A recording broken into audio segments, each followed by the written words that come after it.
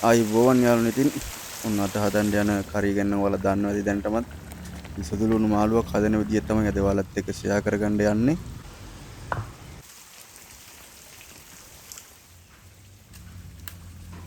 මුලින්ම ඉතින් මේ සුදුලුණු වල පොත්ත සුද්ධ කරගන්න ඕන හොඳට. පොත්ත සුද්ධ කරලා තමයි අපි මේක කරියක් හදාගන්නේ. ඉතින් මේ සුදුලුණු අමුයෙන් කනවා නම් ගොඩක් ගුණයි කියලා කියනවා. මේ අපේ ශරීරයේ කොලෙස්ටරෝල් මට්ටම ක්‍රමවත්ව පවත්වාගෙන යන්න. ඉතින් මේක අමුයෙන් කන්න නම් මාරම අමාරුයි. ඒක ඔයාලා දන්නවා ඇති. ඉතින් ඒකෙන්ද අපිට පුළුවන් මේක කරියක් හදලා කන්න. මේක ඇත්තටම ගොඩක්ම රසයි. සාමාන්‍යයෙන් කියනවා නම් අර කජු මාළුව වගේම මේක රහයි. ඉතින් මේකට රතු ලුණුත් ගන්නවා. රතු ලුණු ජෙඩි පිටිම ගන්නේ.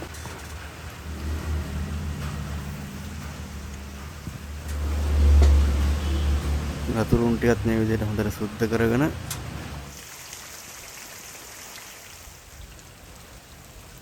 මේ දෙකම අපි සුද්ධ කරන පොඩ්ඩක් වතුර දාලා අනිවාර්යයෙන්ම හොදා ගන්න ඕන.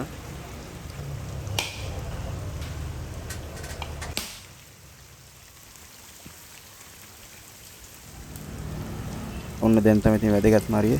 මේකට තෙල් පොඩ්ඩක් දාලා අබ ටිකක්, ඒ වගේම උළුහාල්, ඒ කුරුඳු පොතු ටිකක්, සූදුරු මාතු වේ ටිකක් දාලා මේක පොඩ්ඩක් ෆ්‍රයි කරගන්නවා. ගොඩක් කර කරගන්න හොඳ නැහැ. සාමාන්‍ය ගානකට ෆ්‍රයි වුණාට පස්සේ අපි දාන මේක සුද්ධ කරගත්ත රතු ලුණු ටික. මෙතනදී බී ලුණු එකතු කරගන්නත් පුළුවන්. රතු ලුණු එකතු කරගන්න නම් ගොඩක් හොඳයි. ඉතින් මේ ටික අපි හොඳට අර තැම්බෙන ගානට එනකන් ෆ්‍රයි කරගෙන මේකට රම්පේ කරමුත් ටික දාලා ආයෙ මේක පොඩ්ඩක් කලවම් කරගන්න ඕන. ඒ ටිකත් එක්ක ආයෙ බෙදින්න. ඊට අපිට පුළුවන් මේකට මිරිස් කුඩු, තුන මහ කුඩු, කහ කුඩු ඒ ටිකත් එකතු කරගෙන ආයෙ මේක හොඳට කලවම් කරගන්න ඕන. මිරිස් කුඩු, තුන පහ කුඩු ටික පොඩ්ඩක් බෙදෙන ගානට වගේ. ඊට අපි මේකට සුදු ලුණු ටික එකතු කරගන්නවා අපි සුද්ධ කරගත්ත. මේක අපිට පුළුවන් සුදු ලුණු ටික දෙකට කපලා වුණත් යන්න. මම නම් එකතු කරේ මේ අර සුදු ලුණු එහෙම ගෙඩිය පිටින්මයි. ඔයාලට කැමති විදිහකට මේක මෙව කරගන්න පුළුවන්. ඊට පස්සේ මේකත් හොඳට කලවම් කරගන්න ඕන. ඊට පස්සේ අමු මිරිස් තක්කාලි ටික කැමති නම් විතරක් එකතු කරගන්න පුළුවන්. මේක අනිවාර්යයක් නෑ. මේක දැම්මම ඉතින් අර ඇඹුල් ගතියත් එක්ක හොඳ රසක් එනවා. ඊට පස්සේ අපි මේකට දිය කිරි ටික දාලා හොඳට තම්බ ගන්න ඕන. මිටි කිරි දාන්නේ නෑ මේ වෙලාවේ. දිය කිරි ටික තමයි දාන්නේ. මිටි කිරි දැම්මම මේක තැම්බෙන්න ටිකක් පරක් වෙනවා. අර කිරි කැට ගැහෙන්නත් බලනවා වෙනවා වගේ. ඉතින් මේක අපි සාමාන්‍ය විනාඩි 10කට තරයක් වගේ මේක කලවම් කරලා බලන්න ඕන මේක තැම්බිලාද කියලා.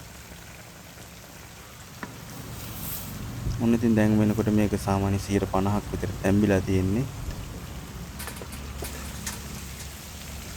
අපිට පුළුවන් මේ වෙලාවේදී මිටි කිරි ටික එකතු කරන්න. ඉතින් මිටි කිරි ටික එකතු කරලත් මේක හොඳට කලවම් කර කර ඉන්න ඕන. මොකද මිටි කිරි දැම්මම මේක කැට ගැහෙන්න බලනවා. අර මෙන්න මේ වෙලාවේ මේක කලවම් කරන්න අනිවාර්යයෙන්. නැත්නම් මේක කැට ගැහෙනවා.